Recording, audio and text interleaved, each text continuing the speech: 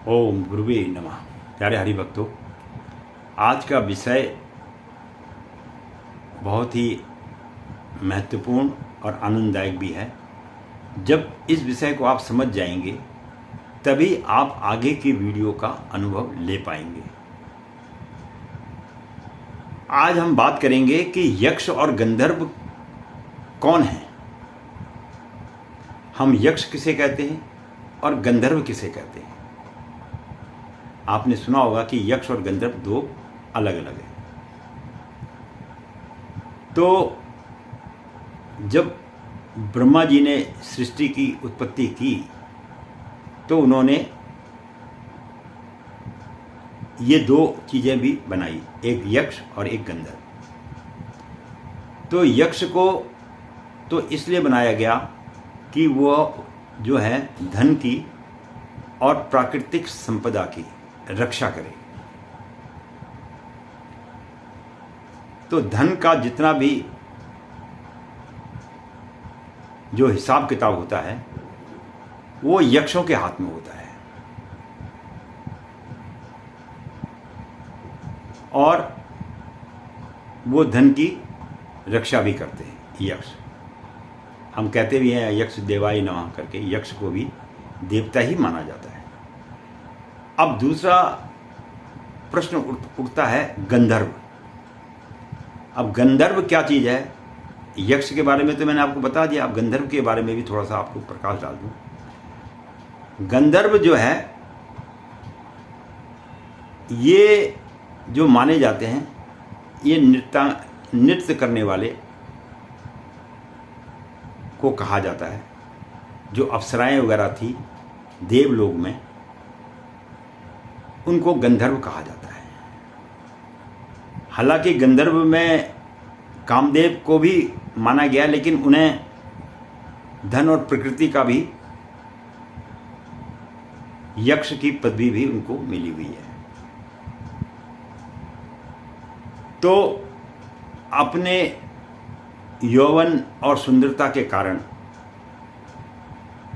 देवलोक में देवताओं को प्रसन्न करने के लिए जो श्रृंगार करके नृत्य किया जाता है, और जिनके द्वारा नृत्य किया जाता है, जो अप्सराएं वगैरह होती हैं, उन्हें हम गंधर्व कहते हैं। क्योंकि ये मेरे को आपको समझाना बहुत अति आवश्यक था, क्योंकि आगे की जो मैं वीडियो बनाऊंगा वो गंधर्वों पे और यक्षों पे बनाऊंगा।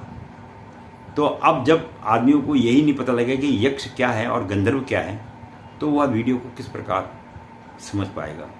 तो यक्ष और गंधर्व के विषय में मैंने आपको ये जो बात बताई है वो है कि यक्ष जो है धन की रक्षा के लिए माने गए हैं, गंधर्व जो है नृत्य श्रृंगार और कामुकता को उत्पन्न करने के लिए जाने जाते हैं। तो इस प्रकार से स्वर्ग में जो गंधर्व हैं वो देवताओं के मनोरंजन, श्रृंगार और राज्य की शोभा बढ़ाने के लिए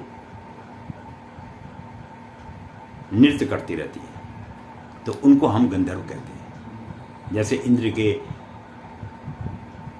स्वर्गलोक में कई सारी गंधर्व कन्याएं हैं, जैसे मेनका वगैरह वगैरह हुई थी। तो वक्त पड़ने पर भगवान उनको पृथ्वी पर भेजते हैं और उनकी तपस्या, लोग जो करने वाले हैं उनकी तपस्या में विघ्न डालते हैं। आपने ये देखा होगा, आज हम सब लोग कई महात्माओं को, कई योगी पुरुषों को, कई महान नेताओं को हम लांछन लगा देते हैं कि फलानी लड़की के साथ ऐसा किया, फलाने उसके साथ ये किया। लेकिन वास्तव में देखा जाए तो एक महान संत जो सारी जिंदगी अपने तप में रहता है, लेकिन कभी किसी क्षण में उसके ऊपर में ऐसी, जब प्रभु को ये पता लगता है कि अब यह हमारे समीप आने वाला है, तो इस प्रकार से किसी भी रूप में किसी ऐसी कन्या को उनके पास भेज देते हैं जिससे कि उनकी तपस्या भंग हो जाती है। जैसे विश्वामित्र की तपस्या भंग की मेनका ने, और भी रंभा वगैरह कई गंधर्व हुए जिन्होंने ऐसा कार्य किया। तो ये जो कार्य होते हैं मनुष्य के जीवन में, इसे मनुष्य ना चाहते हुए भी इसमें फंस जाता है। और ये सारा का सारा जो चक्र है ये प्रभु का चक्र है। इस बात को आप स्मरण करिए, क्योंकि दो भाई होते हैं।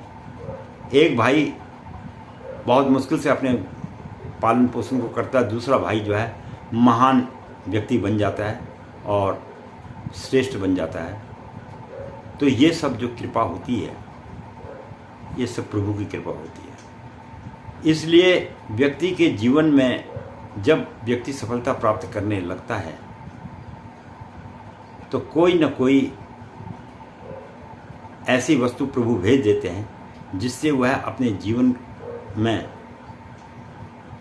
सफल होने में सफलता प्राप्त नहीं कर पाता है। अगर आप लोगों के समझ में ये बात आ रही हो तो मैं बता रहा हूँ।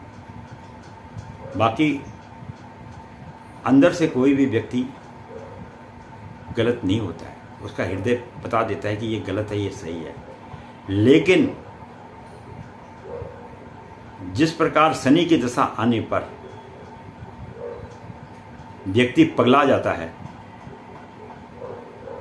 राहु की दशा आने पर, केतु की दशा आने पर व्यक्ति के ना चाहते हुए भी नाना किस्म के ऑपरेशन, चोट पटक लग जाती है।